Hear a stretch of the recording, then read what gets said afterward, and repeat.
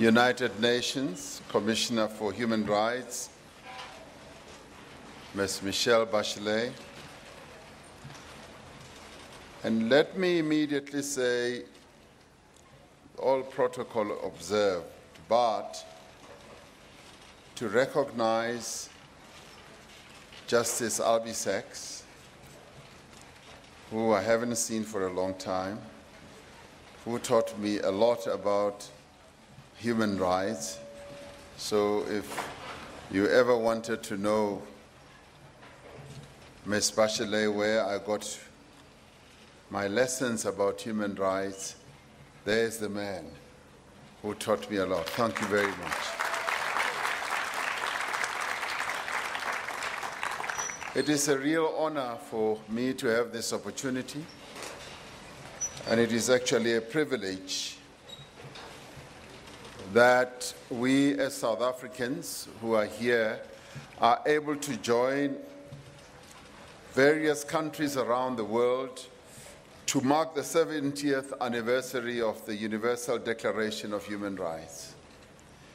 I would like to particularly welcome the High Commissioner for Human Rights, Ms. Michelle Bachelet, and congratulate her on her appointment to such a very high and important position. We congratulate you. We, as South Africans, look forward to working with you in advancing the aims of your office and playing our part in entrenching a culture of human rights, not just in South Africa, but on our own continent as well as around the globe. Today, we stand on ground heavy with history, a place of both tragedy and triumph. Once a prison where the apartheid regime enforced control and terror, this is now the seat of the highest court in our land that was set up to defend the basic human rights of our people. Constitution Hill is more than a monument to the past. It is a testament to the resilience as well as the unshakable strength of the human spirit. The founder of our democracy, President Nelson Mandela, was incarcerated here twice at the Old Fort in the early 60s. When he returned decades later to open the Nelson Mandela Center of Memory and Commemoration, he spoke poignantly of his experience and of the former jail being turned into a place of commemoration so that future generations will remember that their freedom was built on. The Universal Declaration of Human Rights was adopted at a time when the nations of the world were etched with the scars of war. It too is a reminder to current and future generations of what our freedom has been built on. The values that it espouses of equality, freedom, and dignity bind us together as the universal fellowship of humanity. They commit us to building a world that is free of oppression and discrimination. The Declaration is implicit in its rejection of movements or organizations, in its rejection of ideologies and doctrines that seek to divide us. It is a rejection of racism, sexism, xenophobia, homophobia, and all other forms of bigotry and prejudice. This historic declaration, this manifestation of humanity's common conscience, significantly influenced the development of South Africa's constitutional order. It is no coincidence that our Constitution was signed into law by Nelson Mandela on the same day that the Universal Declaration of Human Rights had been adopted by the United Nations General Assembly 48 years earlier. 24 years since the birth of democracy in South Africa, our constitutional order is vibrant, it is robust, and it is dynamic, and it is also in good health.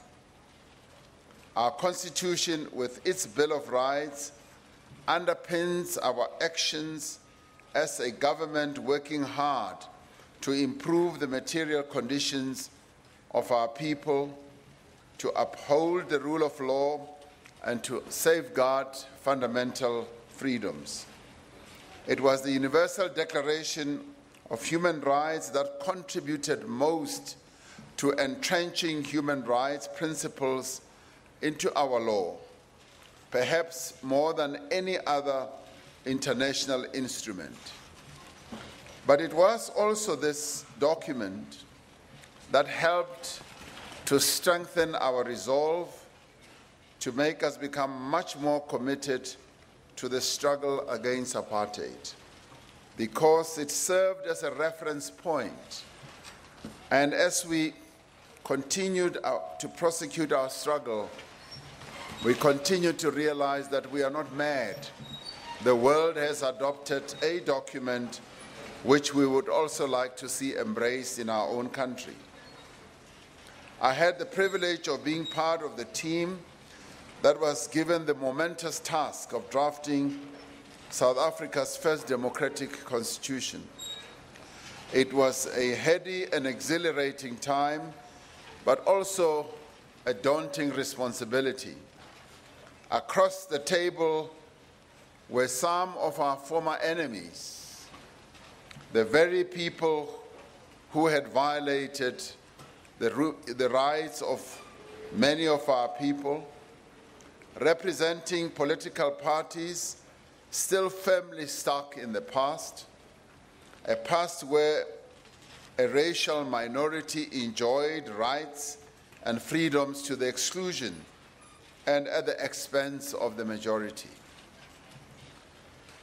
There were revolutionaries around the table, there were communists, there were white supremacists, there were nationalists, there were trade unionists, there were religious leaders, there were traditional leaders, kings and queens and princes and princesses, each bringing a particular worldview. But there were also ordinary people, and they were bringing a particular set of interests to the negotiating table. We heard from delegations representing business, labor, gender activists, and many other interest groups who wanted to have their say on a range of issues, from labor rights to land and property rights, to reproductive health, to minority language protection, and many others. The interests were many and were in galore. Foremost amongst our concerns was that the voices of the South African people should be heard. The Constitution was anchored in 34 constitutional principles that had been agreed to in the multi-party negotiations that adopted the interim constitution. They were the foundations of the Constitution's architecture and formed the bedrock of the constitutional order we wanted to realize. But all these had also had a prior iteration.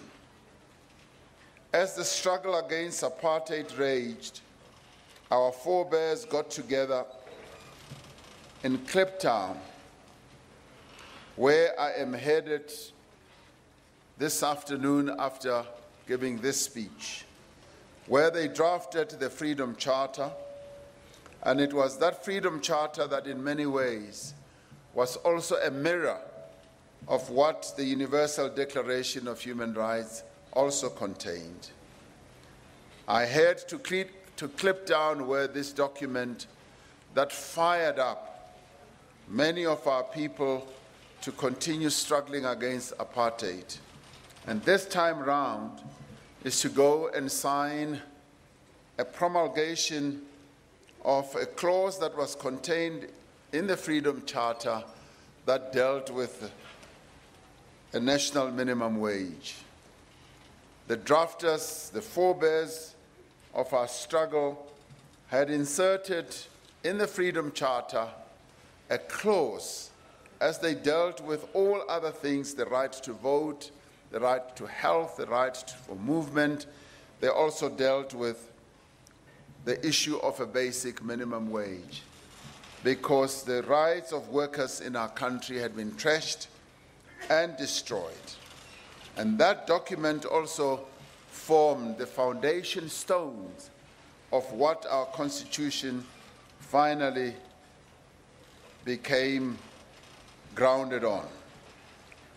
But it had also had a prior iteration, and this is where Justice Albie Sachs had played one of his defining roles, because it was the African National Congress that drafted the constitutional principles which President Oliver Tambo charged people like Judge Albie Sachs and others to draft principles that would underpin the constitution of a new and democratic South Africa.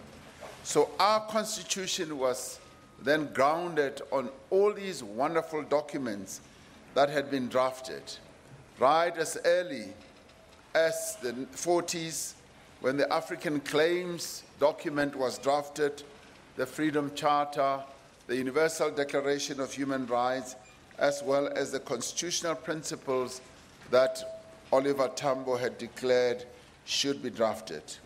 That richness of wealth of intellectual property then made up what really made our task a lot easier as we put together South Africa's constitutional architecture.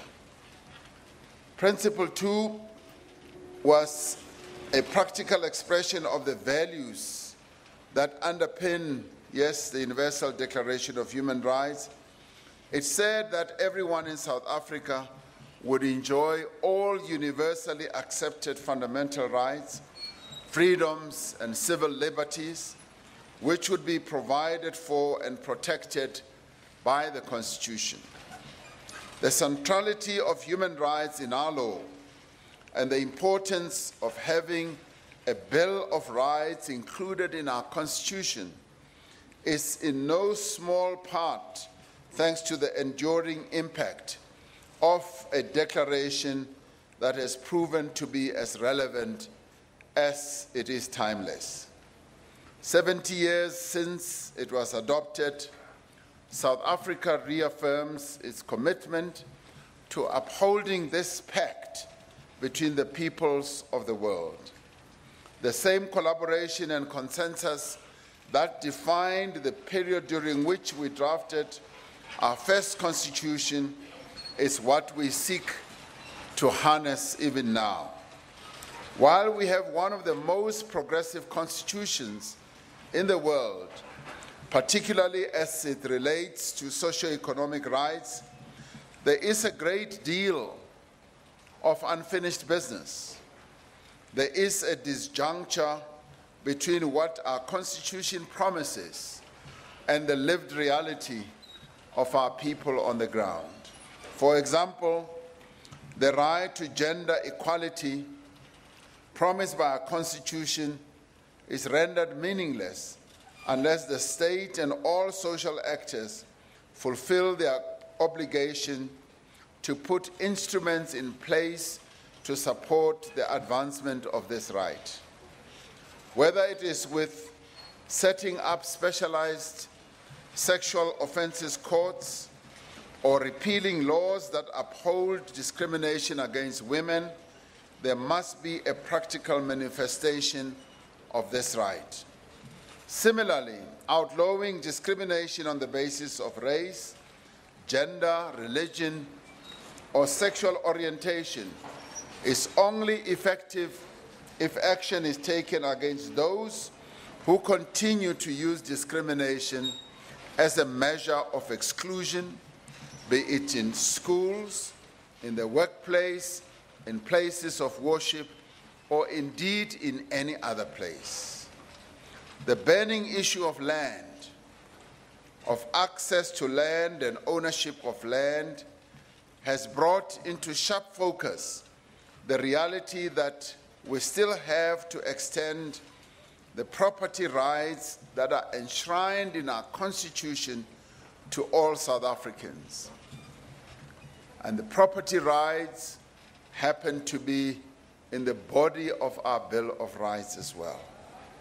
It has also raised the issue that in order to fulfill the obligations contained in the Constitution, it may be necessary in certain circumstances to amend certain sections of the same Constitution.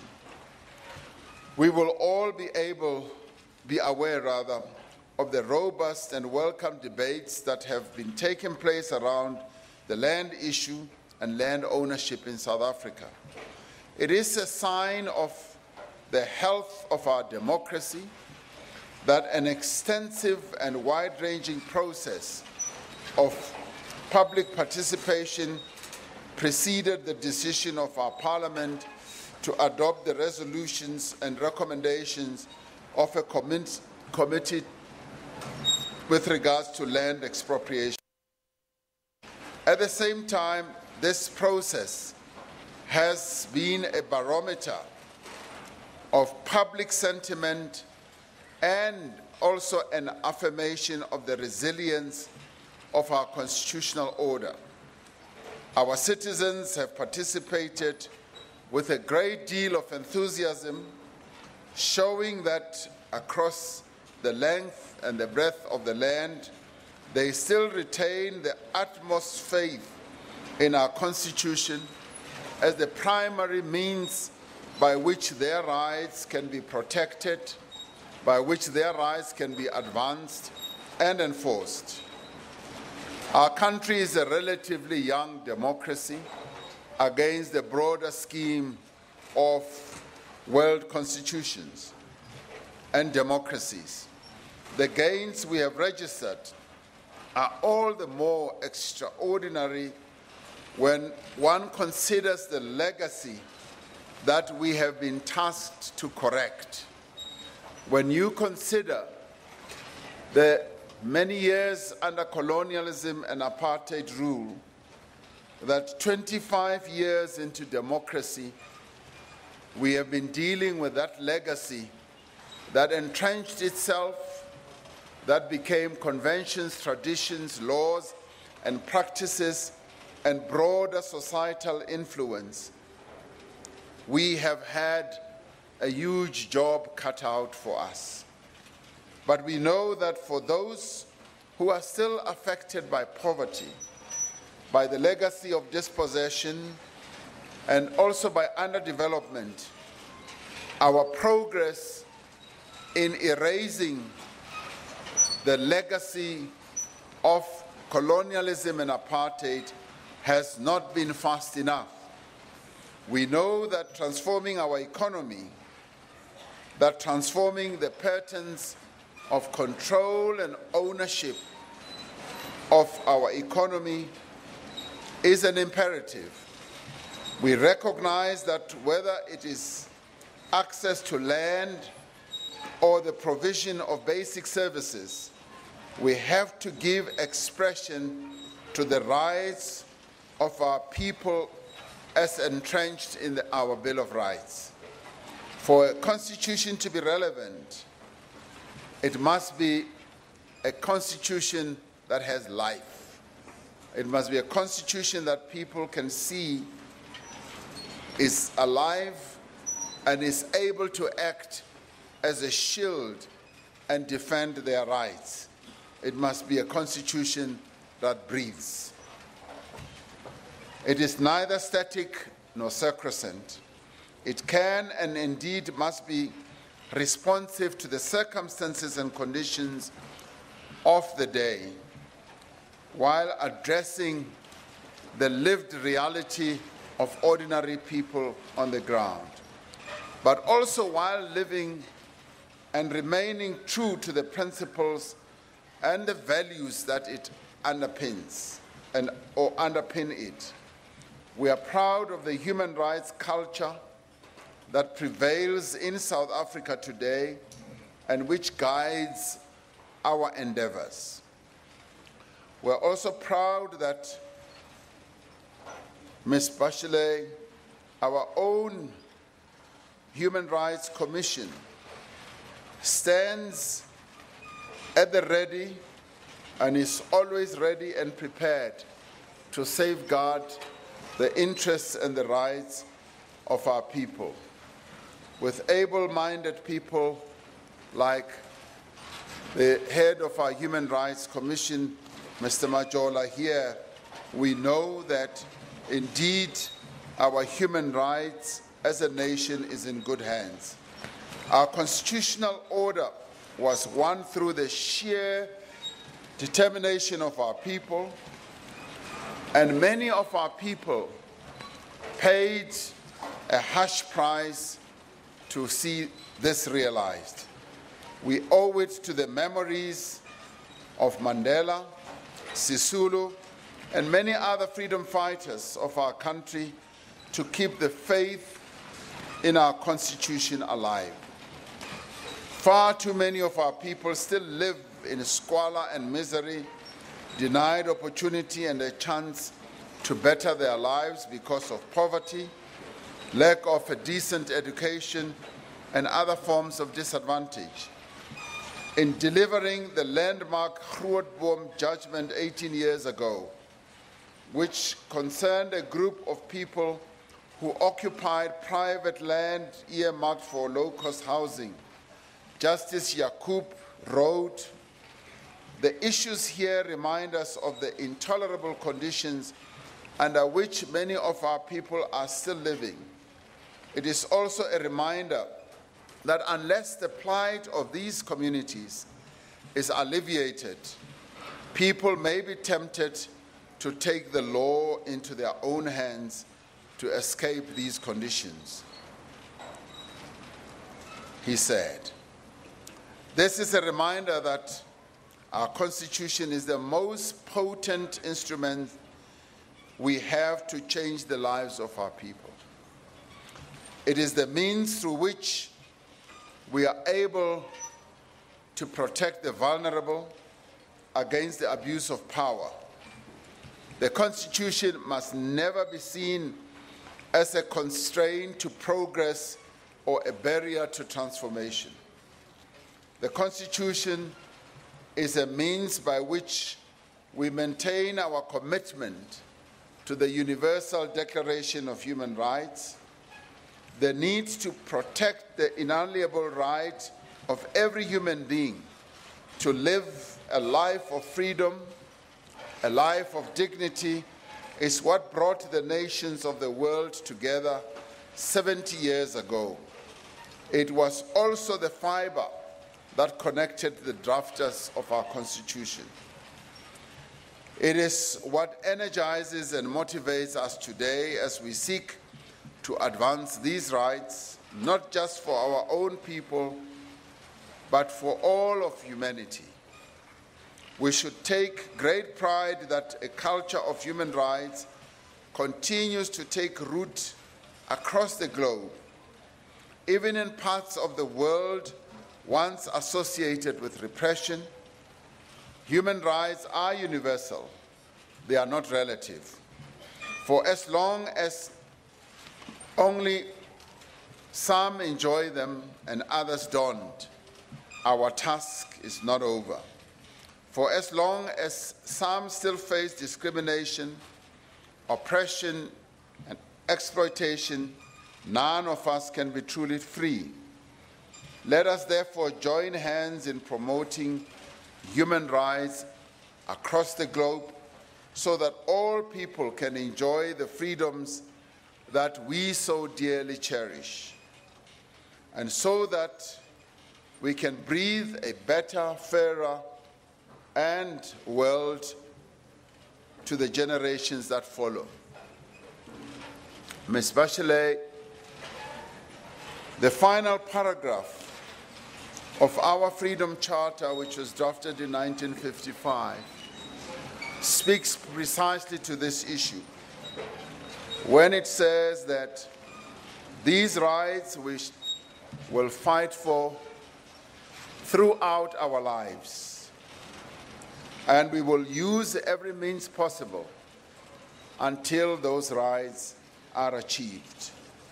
Today, we celebrate a great moment in the history of mankind, or humankind, that took place 70 years ago. At its essence, however, this occasion is not so much about the past. This should be about celebrating the future work that we are all going to do to ensure that we continue to protect and advance the human rights of all of humankind. Thank you very much.